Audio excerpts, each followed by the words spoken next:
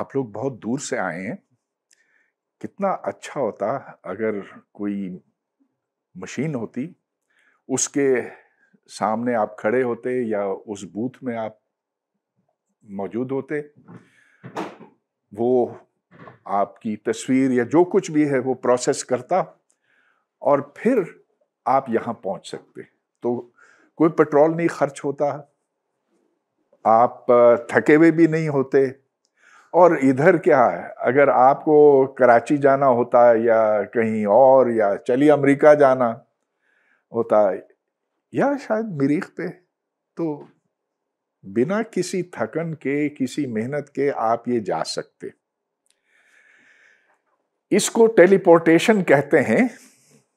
मगर क्या ये चीज मुमकिन है कि नहीं, आज हम इस पर थोड़ी सी बात करेंगे। तो मैं कुछ ज्यादा फॉर्मूले इसमें इस्तेमाल नहीं करूंगा। यहाँ एक एक्सपर्ट बैठे हैं, डॉक्टर अब्दुल हमीद तूर। ये उन्हीं का मौजू है, क्वांटम कम्युनिकेशन, क्वांटम ऑप्टिक्स। मगर मैंने सोचा कि इसको ज़रा आसान फहम ज़बान में मैं बयान करूं ताकि सभी को कुछ ना कुछ इसका समझ में आए। मैंने कुछ वक्त पहले एक प्रोग्राम देखा था जियो टेलीविज़न पर। वो डॉक्टर ए.क्यू. खान के एजाज़ में किया गया था कराची में, और बहुत बड़ी ऑडियंस थी, कोई 600 लोग थे उसमें, और वो खूब तालियां पीट रहे थे। तो फिर सवाल जवाब की नशिश शुरू हुई।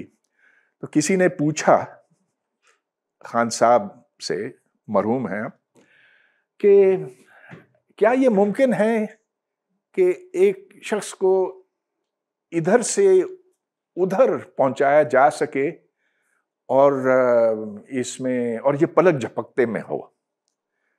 उन्होंने कहा बिल्कुल मुमकिन है, और मैं खुद इससे वाकिफ हूं, क्योंकि हमारे यहाँ भोपाल में, तो तकसीम से पहले वो भोपाल में होते थे, हमारे यहाँ भोपाल में एक साईं बाबा थे। वो जब सीधे हाथ पे सीधे कंधे पे हाथ रखते थे और फिर कोई कुछ पढ़ते थे, तो वो कहते थे बस आंख अपनी बंद कर लो और तुम पहुंच जाओगे मक्का। और जब वापस आना हो तो बस ये पढ़ लेना। और कहते हैं कि ऐसा ही होता था। तो चलिए, कुछ लोग समझते हैं कि ये मुमकिन है। साइंस की नजर में तो ये नहीं है, लेकिन देखें, अब एक बड़ी दिलचस्प चीज हमारे सामने आ रही है कि हम कॉपियां बना सकते हैं।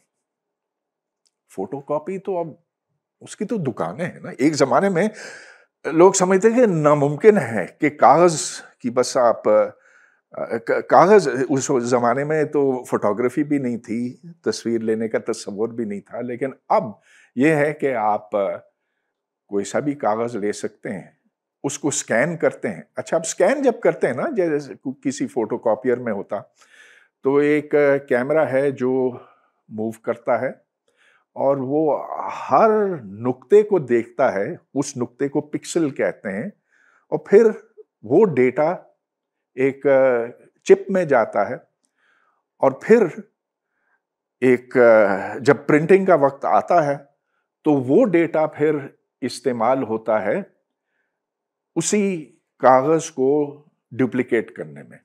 तो वो डुप्लीकेशन ऐसे होती है कि जहां स्याही है तो उधर एक नुक्ता डलता है। वो नुक्ता इस तरह से डलता है कि उधर कागज के ऊपर इलेक्ट्रिकल चार्ज पैदा किया जाता, तो वो जर्रा जो टोनर के अंदर होता वो जाकर उसके साथ लग जाता है, फिर दूसरे के साथ लगता है, फिर तीसरे के साथ लगता है। ऐसे होते होते उस कागज की एक नकल तैयार की जाती है। अच्छा, अगर उस डेटा से आप एक नकल नहीं, उसकी 100 कॉपियां बनाना चाहें या 500 बनाना चाहें, वो तो कोई मसला है ही नहीं। तो ये अब ज्यादा रिफाइन भी हो गया। जिसको हम जो टोनर हम पहले इस्तेमाल करते थे वो सिर्फ स्याह होता था। तो ब्लैक एंड वाइट कॉपियां ही बनती थी फोटोकॉपी की दुकान में। अब तो हम देखते हैं कि कलर कॉपिंग भी मुमकिन हो गई है, और वो इस तरह से कि जो कैमरा है वो कलर्स भी देखता है, और फिर उसी हिसाब से डेटा रिकॉर्ड होता है कि इस जगह पर एक सुर्ख नुक्ता होगा, उधर हरा होगा, उधर पीला होगा वगैरह। तो ये जो 3 रंग हैं इनको कंबाइन करके फिर हर किस्म का रंग वहां मुंतकिल किया जा सकता। इससे आगे फिर 3D प्रिंटिंग का दौर आया। 3D प्रिंटिंग तो अब बहुत आम हो गया है। इसको अब 3D प्रिंटिंग का मतलब ये हुआ कि आपके सामने कोई शय है, मिसाल के तौर पर ये डस्टर है, अच्छा इसमें हरे रंग का प्लास्टिक ये है, उसकी मोटाई इतनी है, इधर सफेद प्लास्टिक है, इधर छेद है वगैरह वगैरह। तो आप इसका डिजाइन एक कंप्यूटर में डाल दें, और वो कंप्यूटर फिर एक जेट को कंट्रोल करेगा, उसमें से बारीक जर्रे निकलेंगे उसी मटेरियल के। फिर उस मटेरियल तो इसमें एक तय पहले डलेगी, फिर दूसरी, फिर तीसरी, और हो सकता है कि इस डस्टर को बनाने में कोई 100 या 500 तय आपको उसके ऊपर डिपॉजिट करना पड़े। और फिर हर तय जब डल जाती है उसके ऊपर, तो फिर उस पर एक क्लीनर चलता है, फिर दूसरी तय, फिर तीसरी तय, इस तरह से होते होते बहुत कॉम्प्लिकेटेड चीजें बनने लगी हैं। यहां तक कि अब जो पुराना तरीका था मैन्युफैक्चरिंग का, जिसमें आप एक मटेरियल से शुरू करते थे, उसमें छेद बनाते थे, उसमें उसको फिर आप काटते थे, उसको फिर मशीन से बराबर करते थे, वो सब अब पुराना हो गया।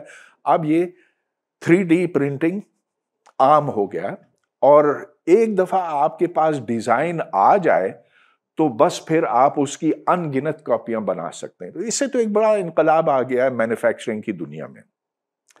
अब तो गाड़ियों के पार्ट्स यूं बनने लगे हैं, जहाज के पार्ट्स बनने लगे हैं, जो आम किस्म के बर्तन हैं, और जो खासे पेचीदा किस्म के डिजाइन्स हैं, वो भी अब 3D प्रिंटिंग से मुमकिन हो गए हैं। इसमें मटेरियल्स आप न सिर्फ प्लास्टिक, लेकिन इसमें मुख्तलिफ मेटल्स भी इस्तेमाल कर सकते हैं। गर्ज ये कि डिजाइन हो, मटेरियल्स का आपको पता हो, तो फिर हर चीज बन सकती है। गोया कि यहां डेटा अगर आप देते हैं तो वो डेटा फिर किसी मादी शक्ल में मुंतकिल हो सकता। डेटा से बात बनी। अच्छा, अगर आप के सामने कोई चीज है और उसको आप डुप्लीकेट करना चाह रहे हैं, ठीक है, एक बात तो ये ना कि आप डिजाइन करके कोई नई चीज बनाना चाहते हैं, लेकिन अगर मिसाल के तौर पर ये आपके सामने, तो एक मशीन होगी जो इसकी तह करेगी, और फिर ये इंफॉर्मेशन पहुंचाएगी कि इस तह में एटम्स यूं प्लेस किए हुए थे, तो वो पोजीशंस फिर डेटा बन जाती हैं। फिर जब आपको रिकंस्ट्रक्ट करना होगा तो आप वो 3D प्रिंटर को वो डेटा भेजेंगे, और 3D प्रिंटर वही चीज बना लेगा। तो इससे ये अहम बात यह है कि इधर से इधर तक पहुंचाने के लिए आपको सिर्फ डेटा भेजना है, सामान नहीं भेजना, कोई मादा यहां से यहां मुंतकिल नहीं करना। All you need is data. अच्छा, डेटा क्या होता है? डेटा 0 और 1s हैं। अब आप देखते हैं कि कंप्यूटर के अंदर हर किस्म की इंफॉर्मेशन आप स्टोर कर लेते हैं। कितनी इंफॉर्मेशन स्टोर कर सकते हैं, इसका इन्हिसार है कि उसकी मेमोरी कैपेसिटी कितनी है, और वो मेमोरी बाइट्स में या किलोबाइट्स में या मेगाबाइट्स में या गीगाबाइट्स में, और आजकल टेराबाइट्स भी आ गए हैं। तो जितनी ज्यादा कैपेसिटी होगी, उतना ज्यादा उस कंप्यूटर में सलाहियत होगी कि वो उस 3D प्रिंटर से ज्यादा कॉम्प्लेक्स चीज बना सके। ये सारी बातें तो ठीक हैं, और ये याद रखें कि इसमें फिर भी आपको, आप जितना भी इसमें आ, आ, अगर आप इधर से इधर डेटा पहुंचाते हैं तो वो स्पीड ऑफ लाइट से ज्यादा तेज नहीं पहुंचाई जा सकती। स्पीड ऑफ लाइट से कम हो सकती है, लेकिन स्पीड ऑफ लाइट से ज्यादा नहीं। अच्छा, आप फर्ज कीजिए कि आप को एक चीज यहां से चांद तक पहुंचानी है। एक पॉसिबिलिटी तो ये हो सकती है कि आप उसी शय को रॉकेट में डालें और फिर आप रॉकेट के जरिए से चांद तक पहुंचाएं। उसके लिए खासी एनर्जी दरकार होती है, क्योंकि उसकी स्पीड अगर आपको बढ़ानी है तो उसके लिए आपको एनर्जी खर्च करनी पड़ेगी। और एनर्जी आप जानते बढ़ती है v के स्क्वायर से, हाफ mv स्क्वायर्ड। तो जिस शय को आप स्पीड ऑफ लाइट तक पहुंचाएंगे उसके लिए तो बहुत ज्यादा एनर्जी दरकार होगी। लिहाजा बहुत बेहतर यह होगा कि आप डेटा पहुंचाएं और उसी मटेरियल से उसको रिकंस्ट्रक्ट करें। ठीक, ये बहुत ही मुनासिब बात लगती है, लेकिन क्या इस तरह से हर चीज को यहां से वहां पहुंचाया जा सकता? और ये मसला अब हमें टेलीपोर्टेशन की तरफ ले जाता। अब बहुत ही एक सादा मिसाल मैं आपके सामने रखता हूं, और वो सिर्फ एक इलेक्ट्रॉन का है। एक इलेक्ट्रॉन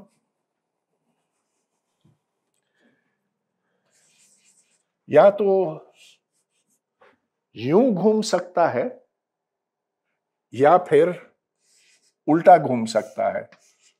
तो जब यूं घूमता है तो उसकी समत ये दिखाई जाती है, जब उल्टा घूमता है तो फिर यूं दिखाई जाती है। अब अगर हम एक इलेक्ट्रॉन की मुकम्मल मालूमात जानना चाहें तो क्वांटम मैकेनिक्स हमें यह बताती है कि एक इलेक्ट्रॉन कुछ इस हालत में होगा और कुछ उस हालत में होगा। इसके साथ हम ये अलामत मंसूब करेंगे, इसको कैट कहते हैं, और इसके साथ हम ये अलामत लगाएंगे। तो ये दो कैट्स हैं, और क्वांटम मैकेनिक्स ये बताती है आपको कि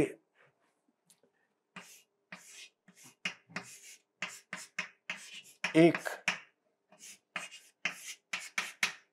इलेक्ट्रॉन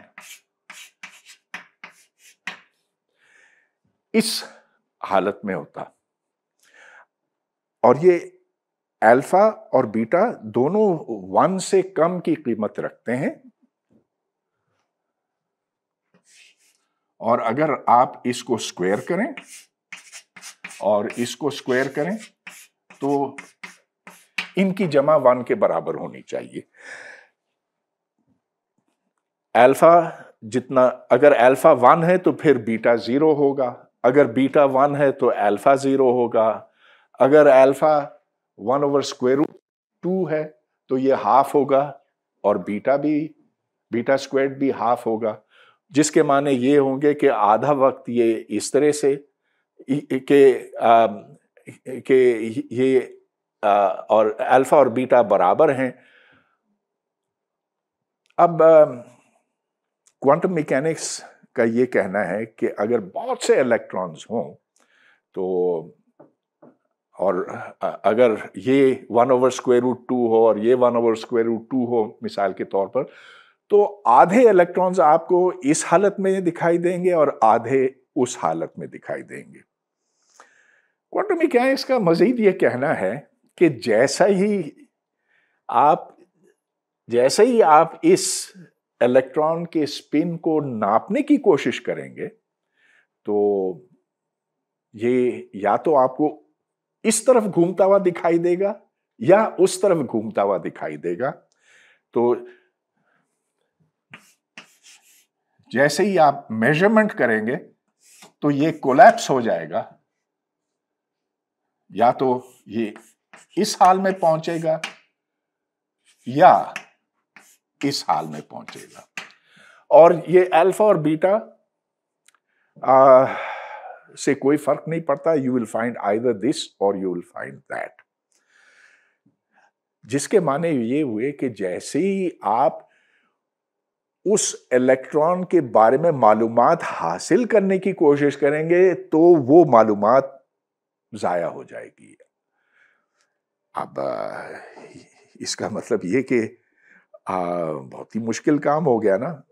हम क्लासिकली तो इस बात से बिल्कुल मानूस हैं, वाकिफ हैं कि एक इलेक्ट्रॉन अगर इधर है, हम उसको अगर कोई गेंद है तो हम ये जान सकते हैं कि ये इस जगह पर है और साकिन है, मगर क्वांटम मैकेनिकली ये नहीं हो सकता। और यही बात स्पिन के ऊपर सादिक आती है।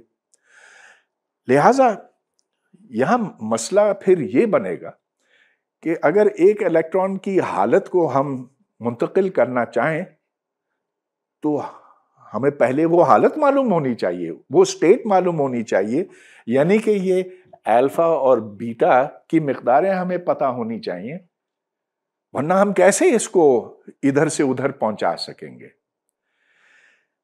लिहाजा ये बात कि हम मुकम्मल तौर पर इस शय को उस शय तक, इस शय को इस जगह से उस जगह तक मुंतकिल कैसे करेंगे, ये अगर इलेक्ट्रॉन के लिए मुमकिन नहीं तो फिर इससे बड़ी चीजों के लिए भी मुमकिन नहीं होगा। और मैं कह रहा हूं कि मुकम्मल मालूमात। तो ये एक ऐसा उलझाने वाला सवाल था कि लोग समझते थे कि ये मुमकिन ही नहीं है। फिर कोई मेरा ख्याल है कोई 40 साल 50 साल पहले लोगों ने जब इसके ऊपर सोचा, गौर किया, तो एक ख्याल आया कि हम इसको एक खास तरीके से अगर परखें तो फिर हम इसका फायदा उठा सकते हैं कि ये एक क्वांटम सिस्टम है। उस क्वांटम सिस्टम को हाँ हम डायरेक्टली मेजर नहीं कर सकते, लेकिन हम उसको किसी और चीज के साथ उलझा सकते हैं जिसको एंटेंगलमेंट कहते हैं, और उस एंटेंगलमेंट की इंफॉर्मेशन हम दूसरी जगह तक पहुंचा सकते हैं। और हालांकि इसकी मैक्सिमम स्पीड ऑफ लाइट ही होगी, मगर ये मालूमात इधर से उधर मुंतकिल की जा सकती है और उसको क्वांटम टेलीपोर्टेशन कहते हैं। अच्छा, तो इसमें ऐसे है कि हम इस इलेक्ट्रॉन की हालत की मालूमात डायरेक्टली तो नहीं जान सकते, लेकिन उसका तरीका लोगों ने ये निकाला है। तो यहां ये वो शख्स है जो मालूमात भेजना चाहती है। इसको आमतौर पर इस जबान में एलिस कहा जाता है, और एलिस बॉब को इस इलेक्ट्रॉन की मालूमात भेजना चाहती, ताकि बॉब ऐसा ही इलेक्ट्रॉन अपनी जगह पर ये तैयार कर सके। और देखें, ये इलेक्ट्रॉन इधर से इधर नहीं भेज सकती। There will be no material transfer which is involved. हम सिर्फ डेटा ही यहां से यहां भिजवाना चाहते हैं। और अब जैसा कि मैंने आपको बताया, मसला ये कि एलिस अगर इसको मेजर करती है, इस इलेक्ट्रॉन को मेजर करती है, तो वो इलेक्ट्रॉन की हालत बदल जाती है। वो या तो इस हालत में पहुंच जाता है या इस हालत में पहुंच जाता है। अब ये कैसे किया जाए? हाँ, अच्छा तो ये होता कि जैसा कि कोई सीक्रेट लेटर है ना, तो उसको आप लिफाफे में डाल दें और लिफाफे वो किसी मैसेंजर के हाथ कर दें, टीसीएस से आप भिजवा दें उधर। मगर मसला ये कि फिर वो मटेरियल ट्रांसफर हो जाएगा ना, उसमें वो तो फिर टेलीपोर्टेशन नहीं हुई, वो तो फिर एक आम मैसेंजर का काम हो गया। There will be material transport there. तो सवाल ये तो ये सवाल उठता है कि how can you send this state, यानी कि अल्फा और बीटा की जो कीमतें हैं, एलिस बॉब तक ये मालूमात कैसे पहुंचाए? तो उसका जो रास्ता निकाला गया है वो ये। यहां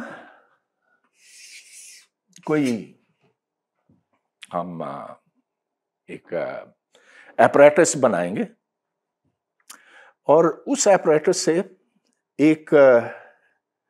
उस एपरेटस से 2 इलेक्ट्रॉन निकाले जाएंगे और एक बॉब को भेजा जाएगा, एक एलिस को भेजा जाएगा, और ये 2 इलेक्ट्रॉन या 2 फोटॉन, कोई से भी पार्टिकल्स हो, ये एक दूसरे के साथ उलझे हुए हैं, ये एक दूसरे के साथ एंटेंगल्ड हैं। अच्छा, एक भेजा जाएगा बॉब को और दूसरा भेजा जाएगा एलिस को। अब एलिस के पास जब यहां से पार्टिकल पहुंचेगा तो वो अपने इस इलेक्ट्रॉन के साथ उसको मिक्स कर लेगी, उसको उसके साथ उलझा देगी एक एंटेंगलमेंट के प्रोसेस के जरिए से। और मैं बता सकता हूं कि ये कैसे हो सकता है फोटॉन्स के लिए। इलेक्ट्रॉन्स के लिए थोड़ा सा ज्यादा मुश्किल है, लेकिन फोटॉन्स के लिए भी फोटॉन्स के लिए तो बहुत आसान होता। अच्छा, तो ये 2 इलेक्ट्रॉन्स यहां एक दूसरे के साथ उलझ जाएंगे, एंटेंगल्ड हो जाएंगे। अब एलिस इसके ऊपर मेजरमेंट करती और वो उसके अब क्योंकि 2 इलेक्ट्रॉन्स हैं तो 4 पॉसिबिलिटीज बनेंगी। या तो दोनों ऊपर हैं, या एक ऊपर है एक नीचे है, ऐसे हो सकता है, या ऐसे हो सकता है, या फिर ऐसे हो सकता है कि दोनों ही नीचे हों। ऐसी सूरत में एलिस के पास ये मालूमात आ जाएगी कि एलिस के पास ये 4 पॉसिबिलिटी सामने आएंगी और अब एलिस बॉब को फोन करके बता सकती है कि हाँ, इलेक्ट्रॉन मेरे पास पहुंचा और और मैंने उसको अपने पार्टिकल के साथ उलझाया, एंटेंगल किया, और मुझे ये रिजल्ट मिला। तो फिर वो बॉब को फोन करके बताएगी कि आई गॉट दिस रिजल्ट, या दैट रिजल्ट, या दैट रिजल्ट, या दैट रिजल्ट। 4 पॉसिबिलिटीज हैं, 2 इलेक्ट्रॉन्स हैं, 4 पॉसिबिलिटीज हैं। उसके बाद बॉब उस इलेक्ट्रॉन को यहां मेजर करेगा और उसको पता चल जाएगा कि ये स्टेट क्या था। लिहाजा ये बहुत ही एक अजीब सा कॉन्वोल्यूटेड तरीका है इस इलेक्ट्रॉन की मालूमात एलिस से बॉब तक पहुंचाने का। क्या ये किया गया है? हां, तजर्बाती तौर पर किया गया है।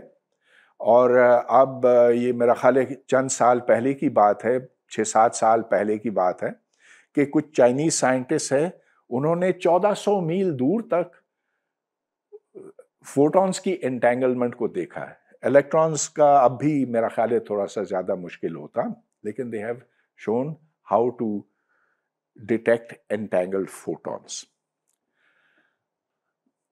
अब देखें, फोटोन एक बहुत ही सादा चीज होती है, जैसा कि इलेक्ट्रॉन एक बहुत ही सादा चीज होती है। उसमें कोई बस फोटोन या तो वो अप डाउन तो नहीं होता, लेकिन वो या यूं घूम सकता है या यूं घूम सकता है। इसके दो पोलराइजेशन स्टेट्स होते हैं आम जबान में,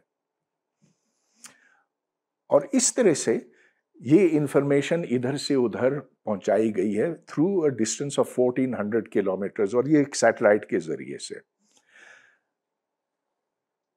मगर चलिए अब हम फोटोन को छोड़ते हैं, एक 3 स्टेट्स के सिस्टम को लेते हैं जिसको क्यूट्रिट कहते हैं। ये भी तजर्बाती तौर पर अब किया गया है, यानी कि टेलीपोर्टेशन इज समथिंग रियल, मगर ये बहुत ही इब्तदाई है। ऐसे है कि अगर आप कोई अगर 2 से ज्यादा पार्टिकल्स हों, उसको अब तक टेलीपोर्ट करने में कामयाबी नहीं हुई है। एटम तो बहुत ही कॉम्प्लिकेटेड चीज बनी इस लिहाज से। एटम में आप देखें कि कितने सारे न्यूट्रॉन्स, प्रोटॉन्स होते हैं, इलेक्ट्रॉन होते हैं, और वो कॉम्प्लिकेटेड स्टेट्स में होते हैं। तो ये करना मुस्तकबिल का काम है, और अगर एक एटम को टेलीपोर्ट करना इतना मुश्किल काम है, तो आप सोच सकते हैं कि कोई चौक जैसी चीज, इसको टेलीपोर्ट करना कितना मुश्किल काम होगा। ये देखेंगे, इस चौक में तकरीबन 10 to the power 23 एटम्स हैं, या उससे भी ज्यादा, एवोगैड्रोस नंबर के बराबर का। इनकी एंटेंगलमेंट इतनी कॉम्प्लिकेटेड होगी, इसको किस तरह से यहां क्या होना चाहिए ताकि एलिस एक चौक का टुकड़ा बॉब तक पहुंचा सके, ये तो मुस्तकबिल की बात है। लेकिन दिलचस्प बात ये कि अगर आपने एक इलेक्ट्रॉन, एक फोटोन का ये कर दिया है, तो फिर 2 का भी मुमकिन होना चाहिए, 3 का भी होना चाहिए, और होते होते आप फिर इस ख्याल तक पहुंचते हैं कि पूरे के पूरे सिस्टम्स, मैक्रोस्कोपिक सिस्टम्स, जिसमें हम भी शुमार होते हैं, इंसान खुद भी शुमार होता, वो यहां से वहां तक पहुंचाया जा सकता। तो हाँ, ये मुमकिन है, यानी कि कोई फिजिक्स का कानून इसे मना नहीं करता, लेकिन प्रैक्टिकली आज हम ये तस्वुर नहीं कर सकते। प्रैक्टिकली नहीं कर सकते, थ्योरेटिकली कर सकते। तो इससे देखें, बहुत जो दिलचस्प बात बनती है वो ये कि आप हाँ, किसी को यहां से वहां तक पहुंचा सकते, लेकिन क्या उसकी आप मजीद कॉपियां बना सकते? यानी आप जो बैठे हैं यहां पर, आपको तो यहां से वहां पहुंचाया गया, लेकिन जैसा कि एक फोटोकॉपियर में होता है कि आप एक कॉपी से आप 1000 कॉपियां बना सकते हैं। So can there be 1000 copies of you, of you, of you? Answer is no. और ये एक क्वांटम मैकेनिक्स की बड़ी खास बात है। इस स्टेट को अगर आप कॉपी करना चाहें, नामुमकिन है। अच्छा, इसको नो क्लोनिंग थ्योरम कहते हैं।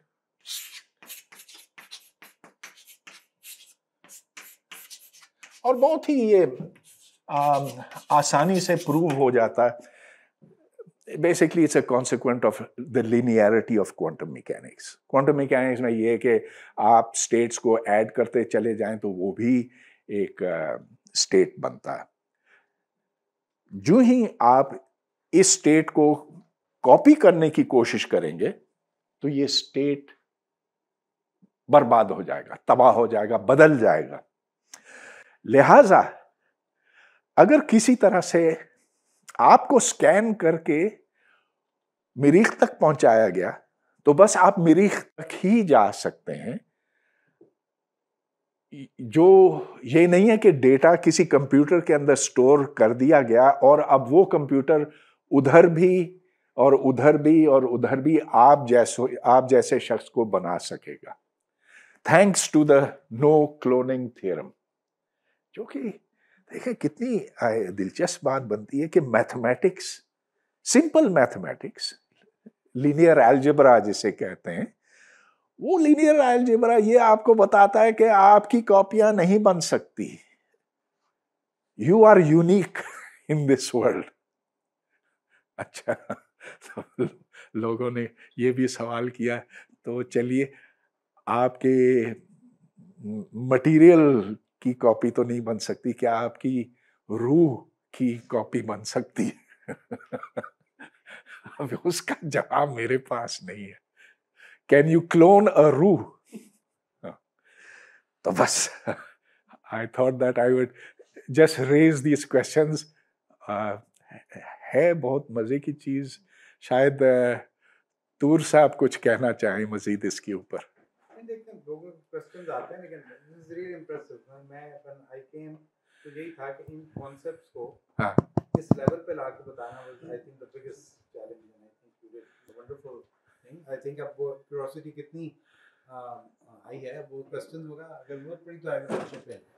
अच्छा, एक चीज सर मैं पॉइंट आउट कर दूं, मुझे लगा वो शायद आप कि इसमें जो अननोन स्टेट है ना, known state can be copied, unknown sort because alpha beta are not known। वो तो खैर कोई मसला ही नहीं ना, वो तो मसला ही नहीं। अगर अल्फा बीटा नोन हो तो बस आप उसको कह देंगे इस अल्फा उस बीटा से वहां इलेक्ट्रॉन बना लो। लेकिन जो ही आप जानने की कोशिश करेंगे तो वो स्टेट तबाह हो जाएगा। ये टेलीपोर्टेशन के अंदर भी जो स्टेट एलिस के पास थी, when she sent that information to Bob through telephone, तो वो जो स्टेट वहां पे थी वो डिस्ट्रॉय हो जाएगी। तो यानी वहां पड़ी हुई स्टेट डिस्ट्रॉय हो जाएगी और वही स्टेट रिक्रिएट हो जाएगी बॉब के एंड के ऊपर। राइट, उसकी क्यूबिट कन्वर्ट हो जाएगी to be precise into the state she wanted to send. बिल्कुल बिल्कुल। तो ये बिल्कुल वैसी ही बात है ना कि आपने एक सीक्रेट पैगाम जो है लिफाफे के अंदर डाल दिया और वो ये जाने बगैर कि उसके अंदर है क्या, और वो लिफाफा उधर पहुंच गया।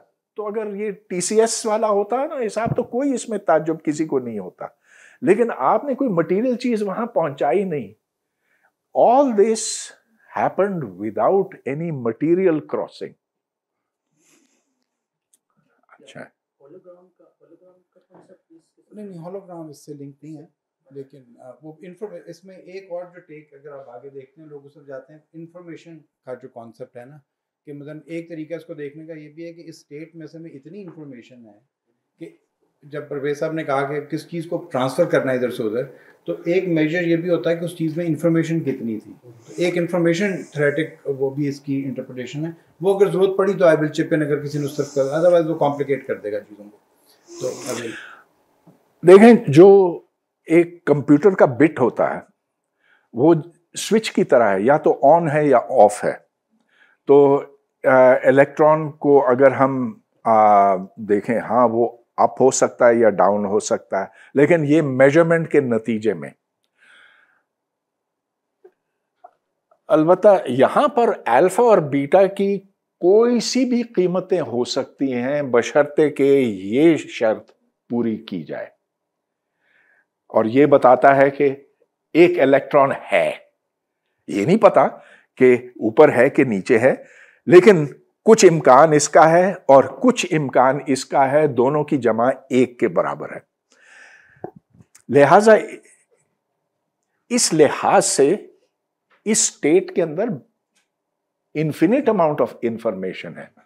अल्फा और बीटा आखिर नंबर्स हैं, और numbers, real numbers, complex numbers, real numbers कोई से भी हों, there are an infinite number of them. तो मेरा ख्याल है आपका मतलब यही था। हाँ, जो तीन पार्टिकल्स वो सर मैं I am interested in the entanglement of three particles, हाँ, just more than two। So how it would work? और क्या इस तरह का कोई एक्सपेरिमेंट हुआ है 3 पार्टिकल्स की एंटेंगलमेंट? हाँ देखें, ये है कि एंटेंगलमेंट तो एक कुदरती चीज है। फर्ज कीजिए कि एक मदर पार्टिकल है, उस मदर पार्टिकल से 3 पार्टिकल्स निकलते हैं। मिसाल मैं आपको दे सकता हूं, जैसा कि न्यूट्रॉन है, न्यूट्रॉन में से प्रोटॉन निकलता है, इलेक्ट्रॉन निकलता है, न्यूट्रिनो निकलता है, 3 पार्टिकल डिके। ये तीनों एक दूसरे के साथ उलझे हुए हैं, they are entangled with each other. अच्छा, लेकिन शायद आपके सवाल का मतलब ये तो एक ट्रिवियल एग्जांपल थी। हम अगर मिसाल के तौर पे 2 एटम्स को टकराएं और उससे 20 इलेक्ट्रॉन्स निकलते हैं, they will all B entangled with each other. लेकिन आपका मतलब शायद ये है कि अगर एक पार्टिकल यूं आ रहा है, दूसरा पार्टिकल यूं आ रहा है, तो हम इनको एंटेंगल कैसे कर सकते हैं, उलझा कैसे सकते हैं? और 2 क्या, अगर 2 नहीं तो 3 हो या 4 हो, तो हम इन पार्टिकल्स को इन पार्टिकल्स के साथ उलझा कैसे सकते हैं? So we have to involve them in some kind of an atomic reaction, या कोई न्यूक्लियर हो, या कोई ऐसी चीज जिसमें ये एक दूसरे के साथ इंटरैक्ट करें, और फिर उसमें से क्वांटम एंटेंगलमेंट निकाली जा सकती है। जो उसमें से स्टेट्स बरामद होंगी, वो एंटेंगल्स स्टेट्स होंगी। सर मेरी इंट्यूशन ये है कि जो स्पेस इटसेल्फ है, it is the set of entangled points. So I don't know how much I am right about that, कि अगर पूरे स्पेस को हम सेट ऑफ एंटेंगल्ड पॉइंट्स देखें और starting from the big bang, तो ये बात किस हद तक ठीक है और इसको कैसे समझा जा सकता है मैथमेटिकली भी और वैसे भी? हाँ, बिल्कुल। In fact, people have calculated the entanglement of the vacuum, of the quantum vacuum. तो वैक्यूम में से हर नुक्ते से हर लम्हे पर पार्टिकल्स, एंटी पार्टिकल्स निकलते हैं और फिर जुड़ जाते हैं। और जो यहाँ होता है सो यहाँ भी होता है, और इसका आपस में कम्युनिकेशन है। चुनाचे वैक्यूम के अंदर खुद एक एंटेंगलमेंट होती है, और जितना बड़ा वैक्यूम आप कंसिडर करेंगे उसी हिसाब से ज्यादा होगी। ये एक्चुअली कैलकुलेबल है क्वांटम फील्ड थियरी के अंदर। ओके, सो यहाँ मेरे ख्याल में एक और चीज़ है तो नजदीक EPR का और जो ER एंटेंगलमेंट का प्रूफ है ना जी। और इस तरीके से क्या हम डेफिनेटली जो वर्म होल्स हैं या ब्लैक होल्स हैं उधर कभी उसके साथ भी इसको लिंक कर सकते हैं?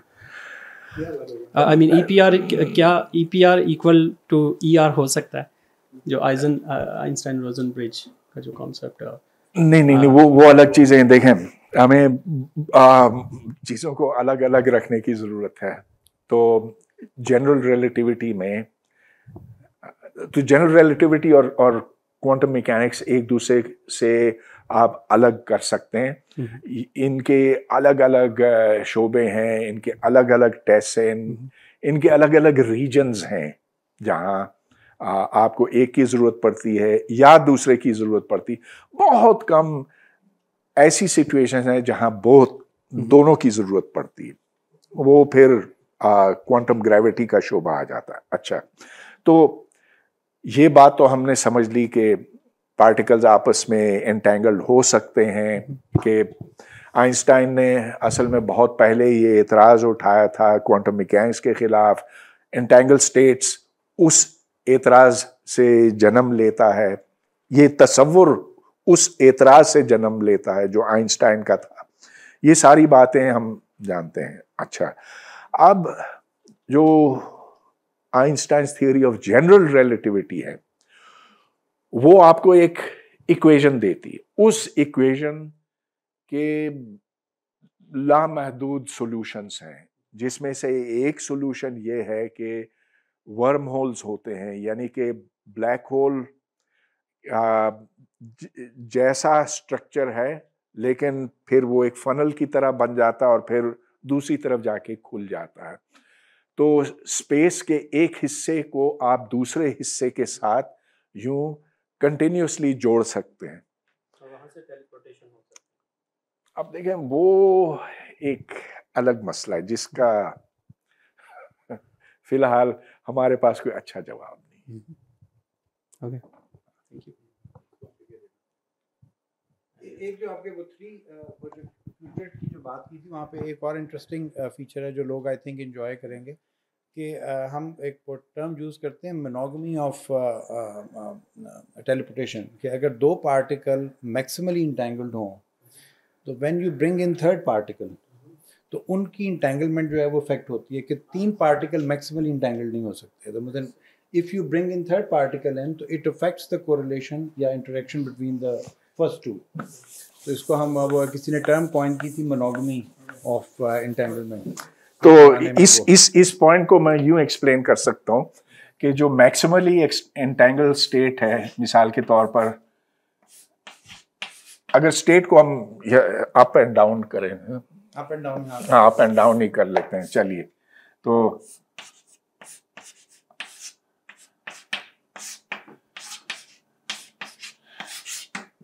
और आगे 1/√2 लगा दें इसके भी और इधर भी, तो ये मैक्सिमली एंटेंगल स्टेट होगा।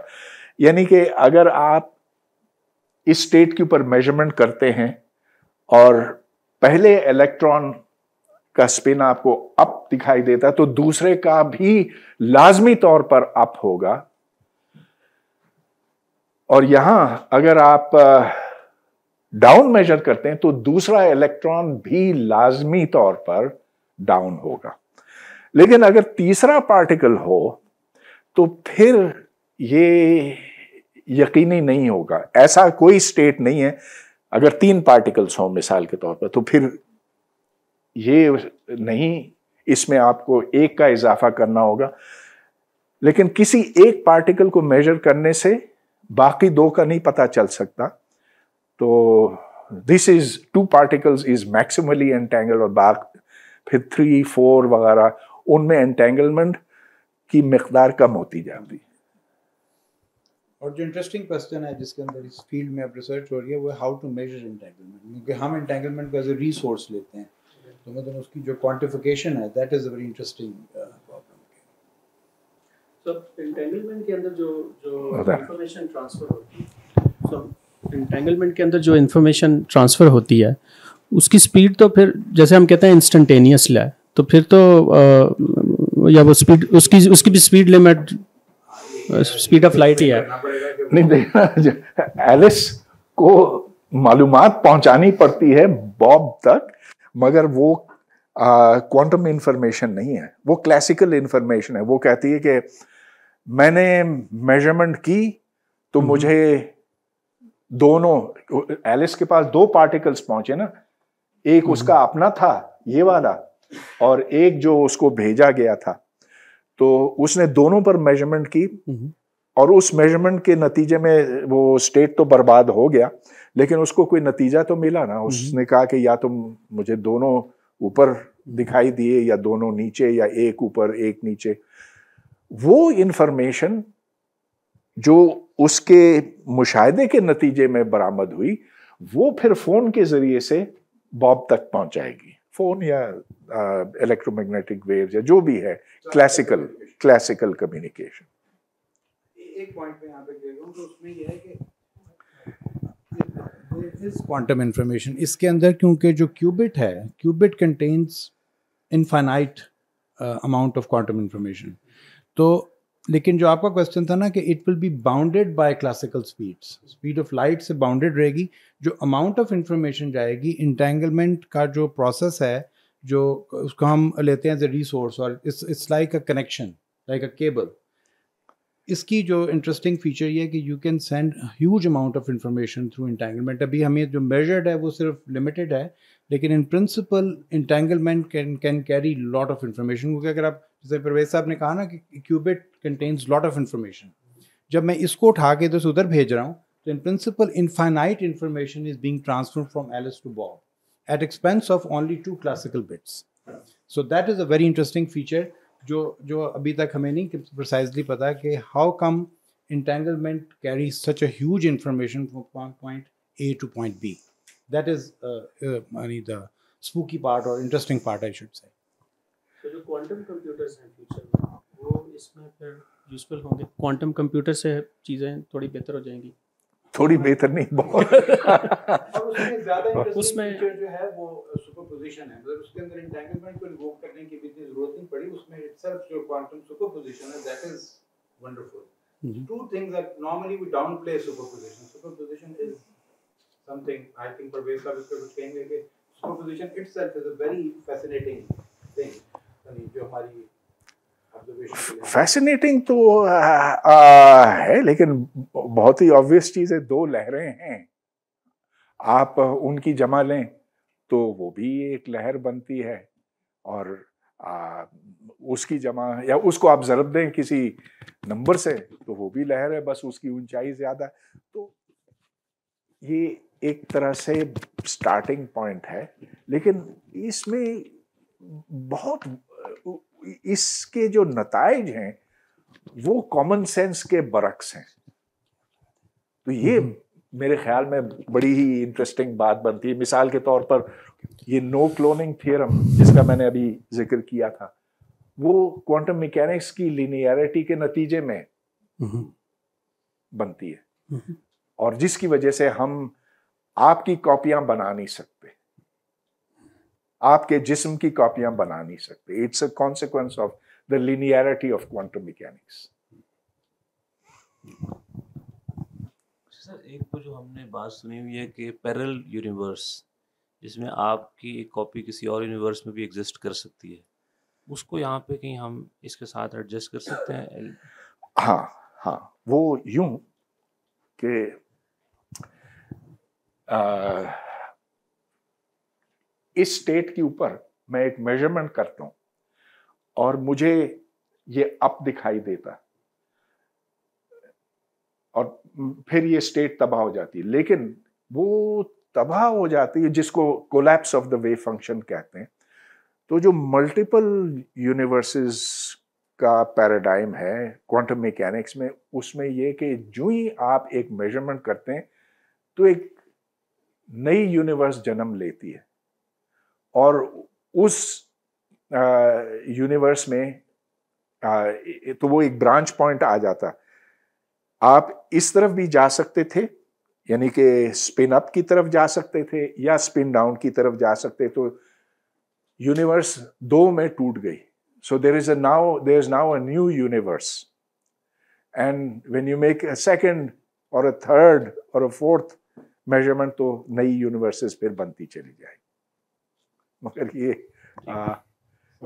क्वांटम मैकेनिक्स की एक इंटरप्रिटेशन। जैसे दूसरा जो आपने बताया कि इलेक्ट्रॉन्स की इंटेंगलमेंट जो होती है, इसी तरह हम गैलेक्सीज में देखते हैं जो स्टार्स भी इंटेंगल होते हैं कुछ गैलेक्सीज में या कुछ सेंटर्स में, तो उसको इसके साथ भी कोई रिजेम्बलेंस हो सकती है या नहीं? नहीं, वो बिल्कुल देखिए, यहाँ एंटेंगलमेंट खास क्वांटम मानों में इस्तेमाल हो रही है। तो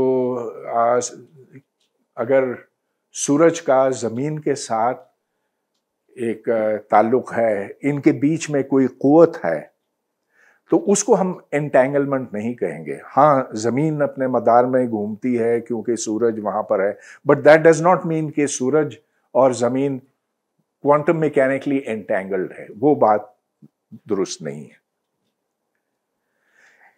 एक और नुक्ता जो जिसका मुझे जिक्र करना चाहिए था कि चलिए, ये जो चाइनीज साइंटिस्ट हैं जिन्होंने 1400 किलोमीटर दूर तक एंटेंगलमेंट की खबर पहुंचाई, यानी कि एक दो फोटॉन्स की एंटेंगलमेंट को वो ट्रांसमिट कर सके इतनी दूर तक, तो क्या 1400 किलोमीटर को आगे बढ़ाने में, 14,000 करने में या 14 करोड़ करने में क्या मुश्किलात हो सकती हैं? मसला ये है कि एंटेंगलमेंट कभी प्योर नहीं रहती, और उसकी वजह यह कि हमारे माहौल में हर किस्म का नॉइज होता है। शोर होता है, शोर तो खैर हम ऑडियो के माने में लेते हैं आमतौर पे, लेकिन इस कमरे में मिसाल के तौर पर हर किस्म की इलेक्ट्रोमैग्नेटिक फ्रीक्वेंसी मौजूद है। कुछ कंप्यूटर से निकलती है, कुछ तो आपके दिल के धड़कन से भी निकलती है। पता है क्यों? आपका दिल जब धड़कता है ना, क्यों धड़कता है? इसलिए कि दिमाग से एक सिग्नल जाता है। सिग्नल क्या होता है? इलेक्ट्रिकल करंट होता है। वो करंट जाता है और मसल को वो हिट करता है, जिसकी वजह से मसल कॉन्ट्रैक्ट होता है या एक्सपैंड होता है। जो अच्छा, जब करंट गुजरता है तो उस करंट के नतीजे में मैग्नेटिक फील्ड और इलेक्ट्रिक फील्ड निकलते हैं। लिहाजा इस कमरे में अगर मेरे पास कोई ऐसा डिवाइस होता ना, इलेक्ट्रॉनिक डिवाइस, तो मैं इस वक्त जान सकता कि आपके दिल में क्या है। In principle, looking at the electrical activity of the heart. अच्छा, मैं अपना एक किस्सा सुनाता हूँ। तो दिमाग, हाँ, लेकिन मैं अपना एक पर्सनल किस्सा सुनाता हूँ। तो ये मैं उस वक्त नया MIT पहुंचा था, मुझे नौकरी चाहिए थी कुछ गुजर बसर करने के लिए। तो हर चीज़ मैंने ट्राई की। उधर स्पेस फूड्स उस वक्त तैयार किए जा रहे थे, तो कुछ पैसा मुझे इससे मिलता था कि मैं स्पेस फूड्स खाता था और फिर और कुछ नहीं खाने की इजाज़त होती है। फिर एक और एक्सपेरिमेंट जिसमें मुझे घंटे के $4 मिलते थे, और $4 उस ज़माने में बहुत बड़ी रकम होती थी। और वो ये था कि आप एक कुर्सी पर बैठें एक ऐसे कमरे में जो गोल था, गोल बनाया गया था, और हर तरफ इलेक्ट्रोमैग्नेटिक डिटेक्टर्स लगे थे, मैग्नेटिक फील्ड के डिटेक्टर्स लगे थे। और उनका काम ये था कि वो हार्ट के मैग्नेटिक फील्ड को मेजर करें और हर तरफ से, ताकि हार्ट की मुकम्मल कार्डियोग्राफी हो सके, मैग्नेटिक कार्डियोग्राफी हो सके। तो मैंने मेरा ख्याल है कम से कम $200 उसमें बनाए हों जो फीस की तरफ। उधर इंस्ट्रक्शन ये था कि आप कुर्सी पर बैठेंगे, आप हिलेंगे नहीं, और ये कि आप कोई ऐसी चीज नहीं सोचेंगे जिससे दिल की धड़कन तेज हो जाए। just concentrate on $200. Of gaining, not losing. Yes, but you see the point is, मैं decoherence की तरफ आ रहा हूँ कि there are photons everywhere, magnetic fields everywhere। अच्छा, और तो और वो जो बिग बैंग के जो फोटॉन्स हैं जो 13 अरब साल पहले बने थे, वो हर तरफ फैले हुए हैं। और इसलिए एक कोहेरेंट स्टेट, अगर दो पार्टिकल्स यूं एक दूसरे के साथ उलझाए गए, एंटेंगल किए गए, तो इनकी एंटेंगलमेंट टूट जाएगी because of all this disturbance which is around us। तो ये बहुत कमाल की बात है कि वो चाइनीज ने 1400 किलोमीटर दूर तक ये एंटेंगलमेंट पहुंचाई, 2 फोटॉन्स की एंटेंगलमेंट पहुंचाई। May I add something? Captain? उनकी आपस की entanglement टूट जाएगी, but they will become entangled with the environment. So entanglement itself is, जैसा अभी आपने बड़ा अच्छा word use किया कि it's natural। मतलब हम समझते हैं कि entanglement create करनी पड़ेगी, उसको pure form में create करना difficult है, लेकिन it's a very natural thing। Whenever two things come closer and interact, they become entangled। जैसा हमने last lecture में बात हुई थी, measurement जो है उसके अंदर पहले आप entangled होते हैं, then you get the information। So entanglement is very natural, लेकिन how to process is how to control it। Technologically जो चैलेंज है वो इस चीज़ में एंटेंगलमेंट, तो डीकोहेर करके इन दो चीज़ों में से एंटेंगलमेंट ख़त्म हुई, लेकिन दोनों इंडिविजुअली अपनी इन्वायरमेंट से एंटेंगल्ड हो गए। और यही मसला बन रहा है क्वांटम कंप्यूटर्स में कि हाँ, आपने एंटेंगल स्टेट्स तो बना लिए, लेकिन अब उन एंटेंगल स्टेट्स को आप एंटेंगल कितनी देर तक रख सकते हैं, क्योंकि कंप्यूटर के अंदर इलेक्ट्रोमैग्नेटिक सिग्नल्स और ये अलम गलम डीकोहेरेंस के इफेक्ट्स आ रहे हैं. सो that is the big challenge. How long can you keep entanglement pure? ये अभी एक तो जो हमारी क्वांटम मैकेनिक्स और थ्योरेटिकल लेवल पे हमारी जो कैलकुलेशंस हैं इसकी पॉसिबिलिटी को एविडेंस करते हो. एक दो एक्सपेरिमेंट जो आपने चाइनीज़ की बता दी है वो उसमें भी अपनी चैलेंजेस हैं. उसको वेरीफाई करना और इस्टेब्लिश करना और मेंटेन रखना और उसको एक्सपेंड करना. क्या ये जो ऑब्जर्वेशन हैं इसकी कोई ऐसी एविडेंस कोई हमें कॉस्मोलॉजी में या कॉस्मोस में या कोई ऐसी कोई और नेचर में कहीं हमें मिली है, या सिंपल हम एक टेक्नोलॉजिकल लेवल पे इस तरह इसको सोच रहे हैं टेलीपोर्टेशन कि बिग बैंग के बाद कुछ हुआ या उसके बाद कुछ हुआ या अभी कुछ ऐसी एक्टिविटी हो रही हो, चाहे इंटेंगलमेंट से हो रही है या किसी की ये एविडेंस हाँ ये यहाँ पे भी एविडेंट है. तो जैसा कि तूर कह रहे थे, एंटेंगलमेंट तो नेचुरल है. जब भी कोई एटम मिसाल के तौर पर फोटोन रिलीज करता है तो वो एंटेंगल्ड हालत में ही होता है. एटम और वो फोटोन आपस में एंटेंगल्ड हैं, तो इसमें कोई अननेचुरल बात तो है ही नहीं.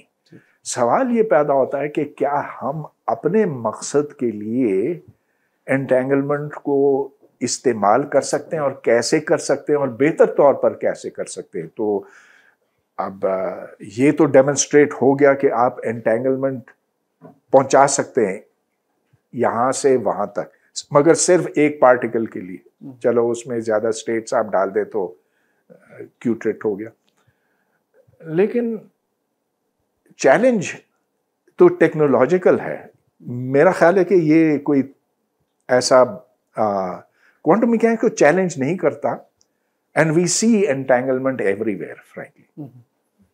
जो बिगेस्ट चैलेंज था वो ईपीआर की फॉर्म में आइंस्टाइन ने दिया था, जिसको सक्सेसफुली आई थिंक बेल्स ने और फिर बाद में हमने उसको अंडरस्टैंड कर लिया. Entanglement come to think of it, it's a very natural thing. मतलब इट्स अ बिग मेस अगर आप देखेंगे मतलब एंटेंगलमेंट की वजह से, लेकिन इट्स वेरी नेचुरल. उसमें कोई अनयूजुअल चीज़ नहीं है.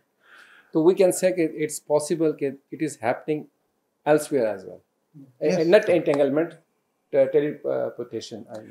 टेलीपोर्टेशन नो वो अलग चीज है. देखें, टेलीपोर्टेशन तो इंसान अपने फायदे के लिए कुछ करना चाह रहा है using the laws of physics, और ये नेचुरली नहीं होता. कहीं ये नहीं होता कि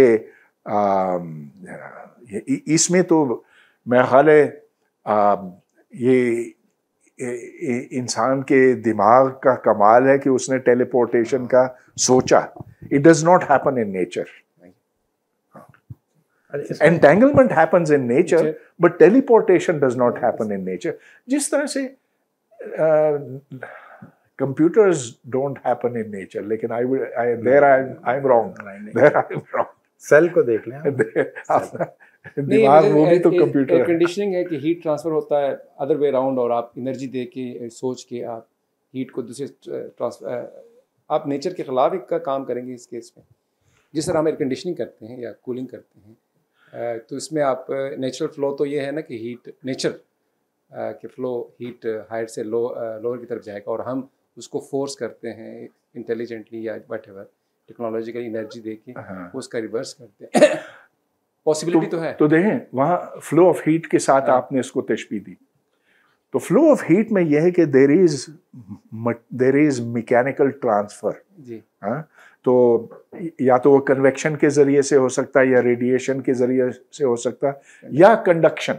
अच्छा, कंडक्शन में क्या कि एटम्स वाइब्रेट करते हैं, तो वो साथ वाले को भी वाइब्रेट कराया ऐसे, तो वाइब्रेशन चलती चली गई ऐसे. In all these situations there is mechanical transportation, there is a mechanical element. या तो मटेरियल यहाँ से वहां तक जाता है या फिर वो मोशन मैकेनिकली कम्युनिकेट होता.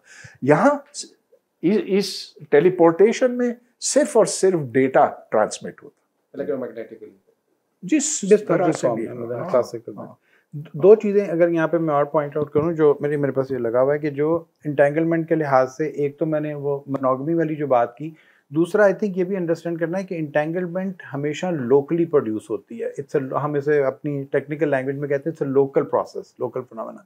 मतलब मैं पॉइंट ए और बी को इंटेंगल नहीं कर सकता, अगर वो इंटेंगलमेंट होंगे तो कभी back in time they have to be together. So जो उसका जो बनी, अगर मैं उसको प्योर मैथमेटिक्स की फॉर्म में कहूँ तो you need to apply an operator when they are together. So it's a local thing. Once you need to be together, वो जो इन्होंने भी बिग बैंग की बात की थी, वो आर्गूमेंट वहाँ से आता है कि when everything was together, वहाँ से निकली। तो इंटेंगलमेंट हो सकती है जब आप इकट्ठे हों। एक इंटरेस्टिंग फीचर होता है, इसी ऑफशूट है जिसे हम कहते हैं इंटेंगलमेंट स्वैपिंग, कि अगर दो पार्टिकल्स आपस में इंटेंगल्ड थे और उसके बाद एक पार्टिकल को मैं कहीं और भेज दूँ, they can entangle other particles. यानी उसको हम कहते हैं कि ए और बी में इंटेंगलमेंट थी, मैंने उसको ट्रांसफॉर्म कर दिया सी और डी में। तो दीज आर द थिंग्स जो कि टेक्नोलॉजिकली आप यूज़ कर सकते हैं, you can play around with it. और उसकी बहुत और एप्लीकेशंस हैं कि आप इंटेंगलमेंट बना के फिर पार्टिकल को ट्रांसपोर्ट कर दें, फिर यूज़ देम फॉर फ्यूचर, जिसमें क्वांटम क्रिप्टोग्राफी जो आर्ट ऑफ सीक्रेट कम्युनिकेशन है, वो उसके अंदर हम ये करते हैं कि अगर मैं ये चीज़ कर सकूँ तो I can absolutely secure communication कर सकता हूँ जिसको कोई भी टैप नहीं कर सकता। और उसके क्वेश्चन से मुझे एक चीज़ मैं ऐड करना चाह रहा हूँ। कुछ 2 साल पहले मैंने एक डॉक्यूमेंट्री देखी क्वांटम रिडल्स के नाम से। उसके अंदर एंटन ज़ाइलिंगर है, एक बड़े मशहूर फिजिसिस्ट। उन्होंने ये एक्सपेरिमेंट किया था, मेरे ख्याल में वो कामयाब हो गया था, जिसमें डिफरेंट एक गैलेक्सीज के साथ और कुछ वहाँ से कुछ फोटॉन्स का आपस में एंटेंगल्ड उन्होंने किया था। तो ये अगर आप उस डॉक्यूमेंट्री में देखेंगे तो वो उन्होंने शो किया हुआ, उन्होंने एक्सप्लेन किया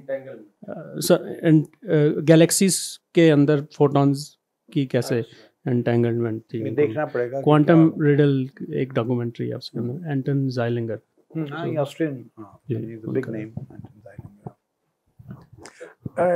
एक थोड़ा सा मैं इसमें इजाफा करूँगा कि वैक्यूम एंटेंगलमेंट इससे थोड़ा सा मुख्तलिफ है। वैक्यूम में यह है कि इस पॉइंट पे जो होता है वो इस पॉइंट को अफेक्ट करता है, तो ये पॉइंट और ये पॉइंट एक दूसरे के साथ एंटेंगल्ड हो सकते हैं, provided they are at a distance not greater than what light can travel. यानी कि अगर ये स्पेस लाइक अगर ये लाइट लाइक हो तो फिर correlations in the vacuum are possible. चलिए space like वो ठीक है, ओके, या that's interesting, या लेकिन क्या entanglement को उधर से स्पेस के कोई वर्चुअल पार्टिकल डिस्ट्रॉय कर सकता है? ये पॉसिबल है वहाँ से कोई और बीच में फ्लक्चुएशन हो वैक्यूम के अंदर जो दो एंटेंगल पार्टिकल्स को उनकी एंटेंगलमेंट को डिस्ट्रॉय कर दिया, कोलैप्स कर दे, ये भी फिर सही पॉसिबल? एंटेंगलमेंट को एक ही चीज़ कोलैप्स करती है और वो है डीकोहेरेंस। यानी कि अगर किसी और चीज़ के साथ इंटरेक्शन हो जाए लेकिन वो एंटेंगलमेंट वहाँ ट्रांसफर हो जाती है। तो एंटेंगलमेंट ही डिस्ट्रॉय करती है ए और बी में से निकल के। ओके, थर्ड कनेक्शन में। ओके, सो एंटेंगलमेंट हमेशा एग्जिस्ट करती है। यानी फिजिक्स में हम इसको लेते हैं एंटेंगलमेंट को as a correlation, it's some kind of a link between two particles. This is interesting.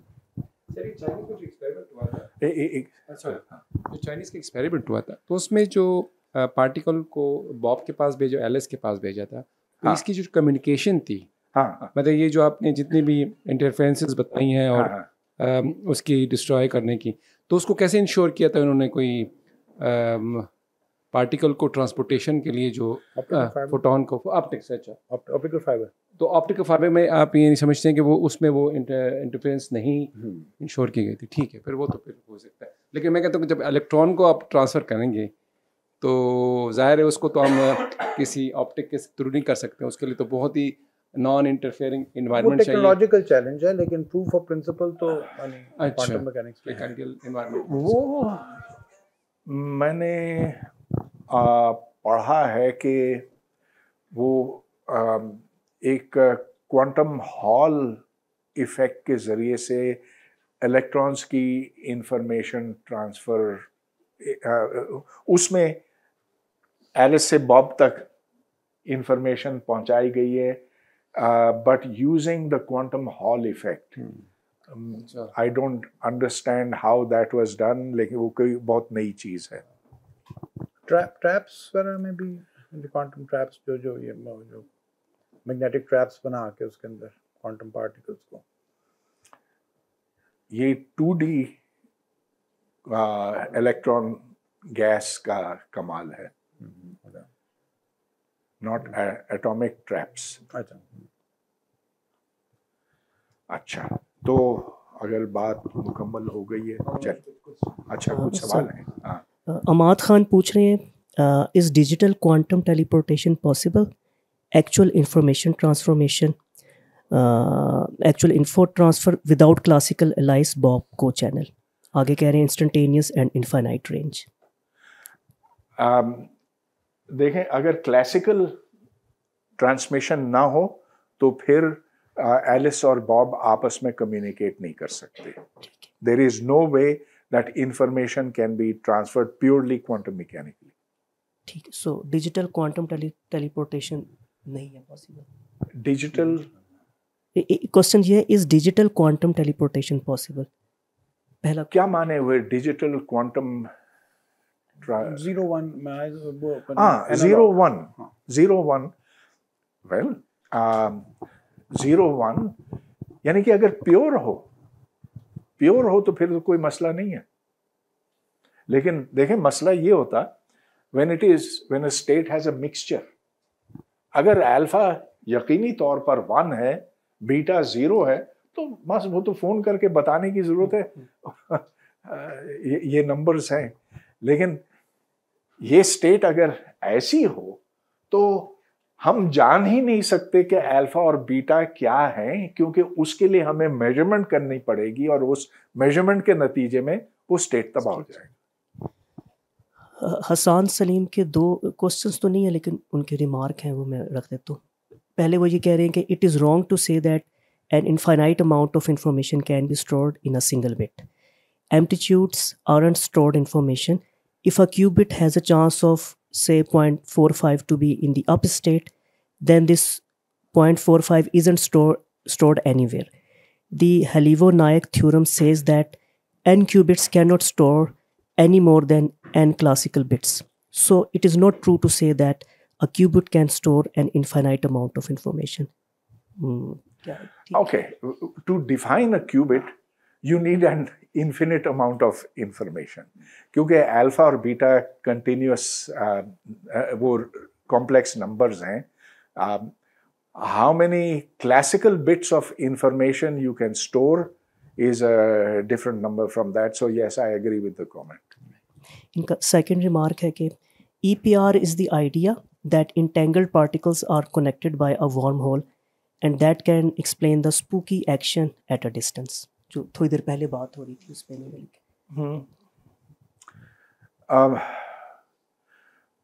Well, we don't know how wormholes, they will connect different parts of the space-time with each other. There will be a bridge, but how I don't think the two are connected with each other in any significant way. Spooky action at a distance. They are correlated, so in that sense they can infect one another. तो आप उसको connect कह सकते हैं ना कि they are correlated. Entanglement is a correlation. Well, yes. तो उसको आप कह सकते हैं कि EPR में ये था ना कि वो जो स्पूकी एक्शन एट डिस्टेंस उसने कहा था वो ये था कि भाई इस पे मेजरमेंट करते हैं वो इफेक्ट होता है, तो दे आर कनेक्टेड. तो उसको कनेक्शन को देखें वर्म होल. हाँ नहीं, वर्म होल में ये है कि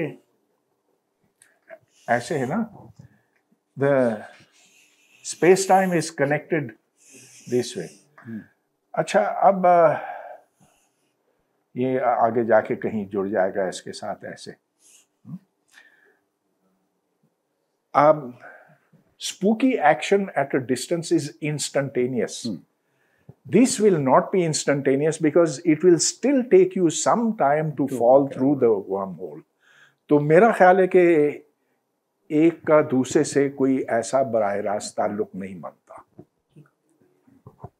एक रिमोट पॉसिबिलिटी के तौर पे, चाहे वो साइंस फिक्शन ही की हद तक हो, जो इंसानों की टेलीपोर्टेशन की जाती है या जानदारों की, अब वो सिर्फ एक मादी वजूद नहीं है, उसकी यादाश्त भी है, उसकी एक इमोशंस भी है, एब्स्ट्रैक्ट जो उसके अंदर जो मामले चल रहे हैं, उनको कैसे हम टेलीपोर्ट कर सकेंगे? तो जो मुकम्मल मालूमात है ना, वो तब आ सकती है जब आपको उस जिस्म का क्वांटम स्टेट मालूम हो। जिस तरह ये एक इलेक्ट्रॉन का, इसकी मुकम्मल मालूमात जानने के लिए आपको अल्फा और बीटा पता होने चाहिए। ये सिर्फ प्रोबेबिलिटीज भी काफी नहीं है। अगर आपको अल्फा का स्क्वायर मालूम हो, बीटा का स्क्वायर तो फिर मालूम हो ही जाता, दैट इज नॉट सफिशिएंट। तो अगर आप ये कह रहे हैं कि एक मुकम्मल इंसान को यहां से वहां पहुंचाया जाए, you have to know the complete quantum state. जो उसकी जो फीलिंग्स है, या जो उसकी मेमोरी है, या जो उसकी, वो सब कुछ उसके अंदर है, क्योंकि वो तो एक मटेरियल चीज है ना। अगर इस वक्त मुझे गुस्सा आ रहा, बहुत गुस्सा आ रहा, वो क्यों गुस्सा आ रहा? इसलिए कि मेरे न्यूरॉन्स एक खास हालत में हैं और उससे इतना सेरोटोनिन वगैरह खारिज हो रहा है। तो ये सब कुछ मटेरियल है। Emotions are also material and this has been demonstrated. आप और ये एक्सपेरिमेंट्स बिल्लियों के साथ किए गए कि आप दिमाग में इलेक्ट्रोड डालें और फिर उसमें से हल्का सा झटका दें तो बिल्ली गुर्राने लगती है। क्यों? इसलिए कि emotions are actually chemical reaction, are the result of chemical reactions. तो हाँ, अगर एक मुकम्मल शख्स आपको इधर से उधर पहुंचाना है तो ये सारी मालूमात उसके अंदर मौजूद होंगी और मुकम्मल क्वांटम स्टेट मौजूद होगा और फिल वक्त ये नामुमकिन से भी ज्यादा। But somebody has calculated it. I have seen a paper in which they have approximated the amount of information in a typical human. तो फिर 10 to the power 10 to the power 10 पता नहीं कितना। The main thing is over here. अगर when it's dominated by this part. Elon Musk का जो project है neural link, इसके साथ न्यूरल लिंक जो है जिसमें ह्यूमन ब्रेन को कनेक्ट कर रहे हैं मंकीज के साथ, मंकीज ब्रेन के साथ। वो तो और चीज है ना, वो तो क्लासिकल है, that's got nothing to do with entangled states. तो ऐसे है कि आपके दिमाग से जो इलेक्ट्रिकल करंट्स निकलते हैं वो फिर डायरेक्टली किसी मोटर में, किसी इलेक्ट्रॉनिक्स में डाले जा सकते हैं। वो इलेक्ट्रॉनिक कंट्रोलर फिर हाथ ऊपर करेगा, नीचे करेगा, उंगलियां बंद करेगा, खोलेगा, ये तो सारे कंट्रोल्ड हैं थ्रू इलेक्ट्रिकल इम्पल्सेस। मगर इसमें क्वांटम मैकेनिक्स का कोई अमल दखल नहीं है। देखिए, जो एटम है, एटम तो है क्वांटम मैकेनिकल, लेकिन जो हमारी बॉडी केमिस्ट्री है that is purely normal, that has got nothing to do with entangled states.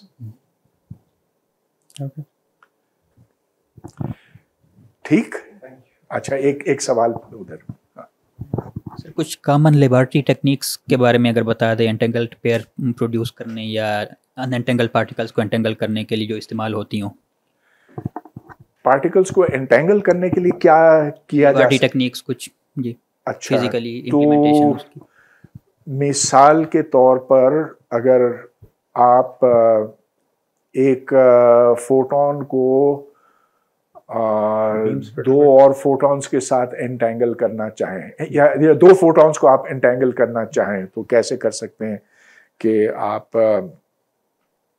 एक फोटॉन भेजें एक एटम के ऊपर, वो उसको स्ट्राइक करेगा, वो एटम एक्साइट होगा और वो कोई ऐसे लेवल में जाएगा जिसके नीचे दो या कई और लेवल्स हैं, तो दो फोटॉन्स निकलेंगे बजाय एक के, और इस तरह से आपको मजीद एंटेंगल्ड पार्टिकल्स मिलेंगे। या दो फोटॉन्स को आप किसी एटम्स के असेंबली पे भेजें और उससे जो इलेक्ट्रॉन्स निकलते हैं वो इलेक्ट्रॉन्स एंटेंगल्ड होंगे। बेसिकली ये है कि एंटेंगलमेंट प्रोड्यूस करने के लिए आपको उनको नजदीक लाना होगा, इंटरैक्ट कराना होगा। अगर आपको उससे माइक्रोमेजर का पता है, वो जो सिंगल मोड कैविटी जो होती है उसके अंदर you send 2 atoms inside the single mode cavity and they interact and then they become entangled. You need to control their time of flight, and then you can get a desired result. कि Garching के अंदर they have set up, they do that. जी sir, ये teleportation अभी तक तो ये लग रहा है कि आपने जवाब में नो नहीं कहा, मतलब अनलाइकली या इस तरह का जवाब बन सकता है इसके लिए, तो डिफ़िकल्ट है in short. How can I say very very very unlikely. Sir, तो यहाँ पे जिस तरह टाइम ट्रेवल में पैराडॉक्सेस और इस तरह के चैलेंजेस हैं, क्वेश्चंस है थियोरेटिकल और कुछ ऐसे प्रॉब्लम्स है, तो यहाँ पे कोई ऐसी चीज़ है मसलन टाइम ट्रेवल में है कि वो पैराडॉक्सिकल कोई मतलब पास्ट में जाए अपने ग्रैंडफादर और इस तरह की? This has got nothing to do with time travel, no. इसमें यह है कि आप कोई चीज़ वायलेट नहीं कर रहे, you are not violating the theory of relativity, you are not violating cause and effect, आप माजी में नहीं जा रहे हैं। इसमें time travel is completely different from this. क्या टाइम ट्रैवल मुमकिन है कि नहीं? हाँ, मेरा ख्याल क्या है, ये बिल्कुल मुमकिन है, but you can go into the future. आप माजी में नहीं जा सकते। माजी में गए तो माजी को फिर आप बदल भी सकते हैं, तो फिर बड़े मसले पैदा होंगे। मसलन आप इतना पीछे चले गए कि आपने अपने नाना को मार दिया, तो फिर आप यहाँ कैसे, इसको ग्रैंडफादर्स पैराडॉक्स कहते हैं, तो या दादा को। So overall it's now a problem of engineering, like how to make it possible. What is your comment on this? मैं फिर ये बात कहूँगा कि इंजीनियरिंग का प्रॉब्लम या प्रैक्टिकल डिफ़िकल्टीज़ का प्रॉब्लम ही है जो टाइम ट्रैवल को इस वक्त मुमकिन नहीं है, लेकिन आने वाले वक्तों में शायद ये हो सके। अब जैसा कि वो ट्विन पैराडॉक्स स्पेशल रिलेटिविटी का है कि दो भाई, जुड़वे भाई एक ही जगह पैदा होते हैं, जाहिर है, एक जाता है खलाई सफ़र पर और बहुत दूर जाता है और बहुत तेज़ जाता है, फिर पलट कर वापस आता है। अब थ्योरी ऑफ रिलेटिविटी का ये कहना है कि जो लंबे सफ़र पर गया और वापस आया, क्योंकि वो स्पीड ऑफ लाइट के नज़दीक सफ़र करता रहा, इसलिए उसकी उम्र कम होगी, जो इधर था वो बूढ़ा हो चुका होगा। तो ये बात दुरुस्त है, इसको हम पार्टिकल्स के साथ चेक कर चुके हैं, कोई मसला है नहीं इसको टेस्ट करने में। तो यस, दैट इज़ पॉसिबल। और हाँ, इंसानों के साथ क्या ये टेस्ट हुआ है?